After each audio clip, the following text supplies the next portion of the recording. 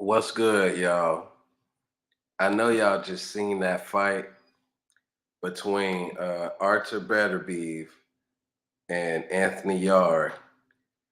That was just, that was a classic. That was an early candidate for Fight of the Year this year. And both of those guys, they had to dig deep. Beterbiev, he won the fight, eighth round knockout. But Anthony Yarde, he held his own. And he seems to have a bright future himself.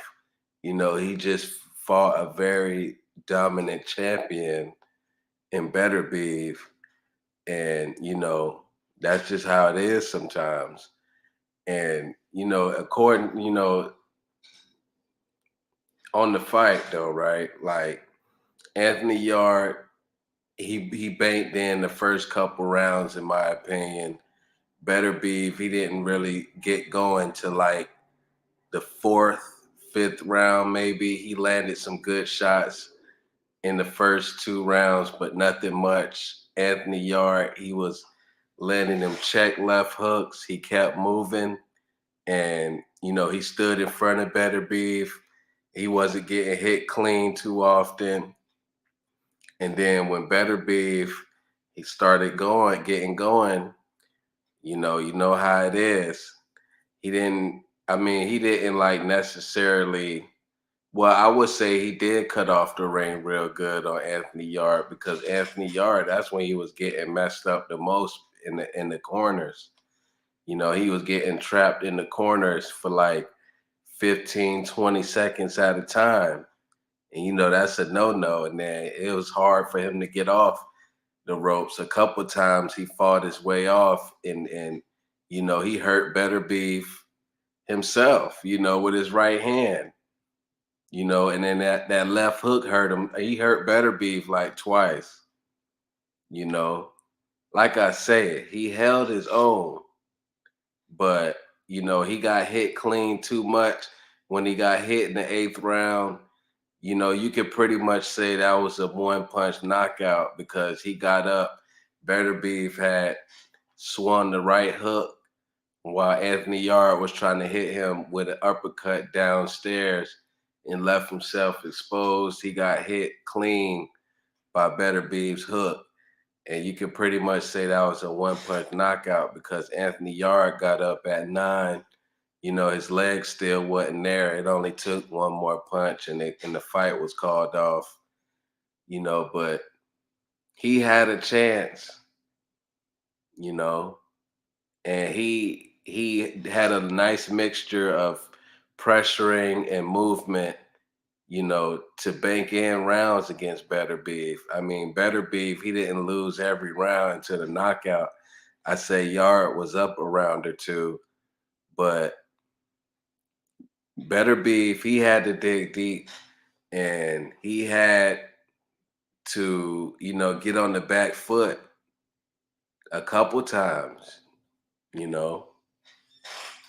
That was some real smoke right there. And that was my prediction, personally, Beterbiev in the eighth round. But, it was looking like it wasn't for to be true. But Beterbiev, he got some of the best, some of the most power in the game. And he landed that one shot, and it was over with.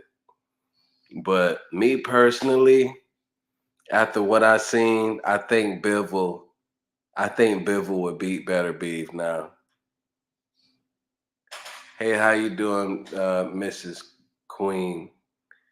But yeah, after what I seen, I feel like Bivol would beat him, because Bivol, he's too fast. He'll stand in front of you. He'll get in and out real quick. You know, Beterbiev, to me, he was. Yeah, Anthony was the dark skinned one. I forgot what trunks he had on, but he was the black guy.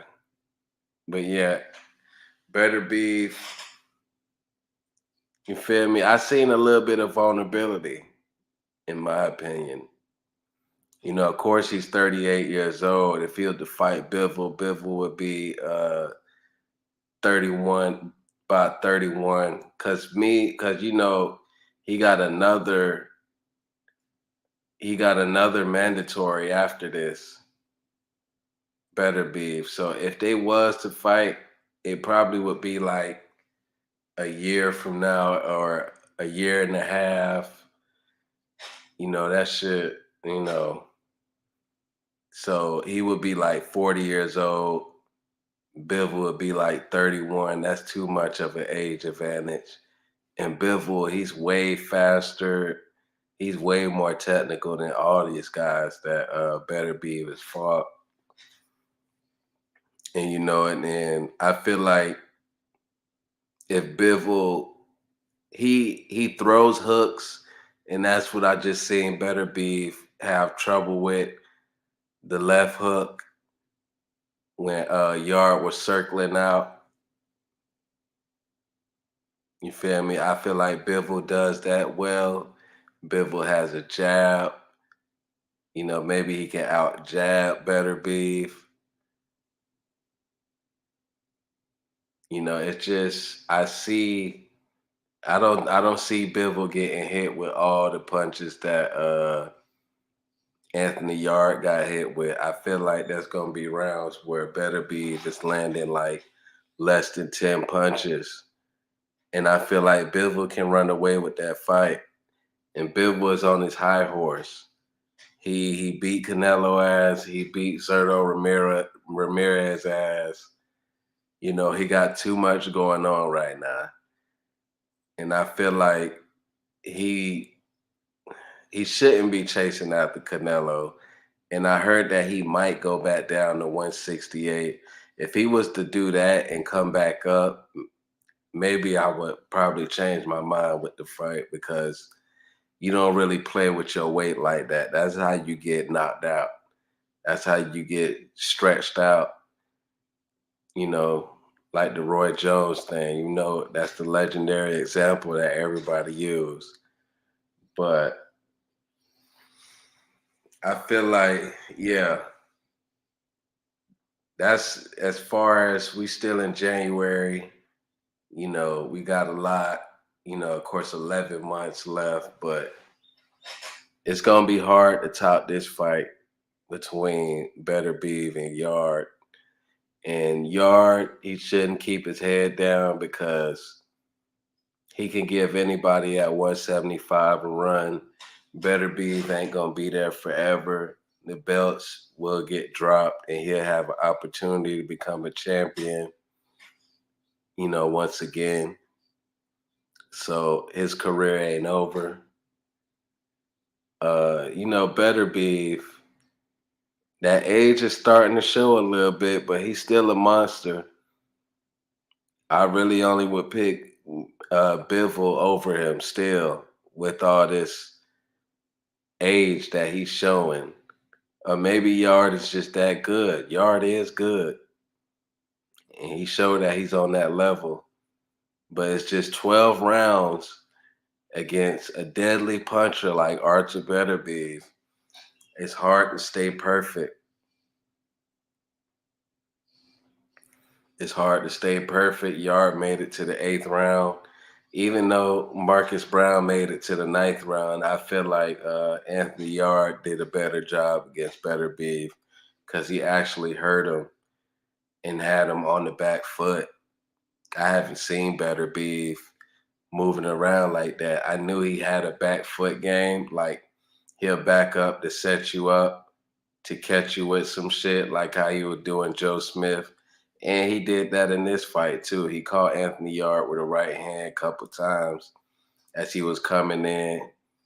Better Beef, he got skill. He's a skilled fighter. He's not just a come forward machine.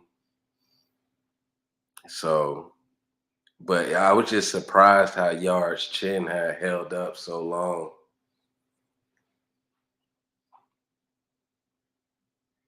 And this is a great way to start off 2023. Hopefully we get Bivol versus Better Beef this year. before this man get way too old and it becomes an excuse. I think even if they did fight next, it'll still be an excuse if Bivol outboxed him. But after what I seen, I feel like Bivol will get the decision over him. Bivol gonna be too fast for him, and he gonna be touching him all night with the. He gonna be able to out jab him, and with the hooks and with the footwork, he's not gonna be able to keep him in the corner like that. Of course, like a couple moments out of the 12 rounds, he'll probably have Bivol in the corner, but he's way slicker than Anthony Yarde, and you got to be like a boxer puncher to beat Beterbiev, who's also a boxer puncher, and have smart pressure. But he's the top light heavyweight in the game. He has the right to claim that. He's got 3 belts. And I think he got to fight Callum Smith next. He got ordered to fight Callum Smith. I don't think Bob Arum is putting in no type of effort to make Bivol versus Beterbiev, in my opinion. And that's unfortunate because I don't really see Beterbiev leaving Bob Arum anytime soon. Bivol, I don't even know what's up with him. Sometimes I hear he's with the zone. Sometimes I hear he's not. So ain't no telling. And, Eddie, Bob Arum, he look at Eddie Hearn like a little bitch. So it's going to be hard to see Bob Arum wanting to work with him to make a fight that big.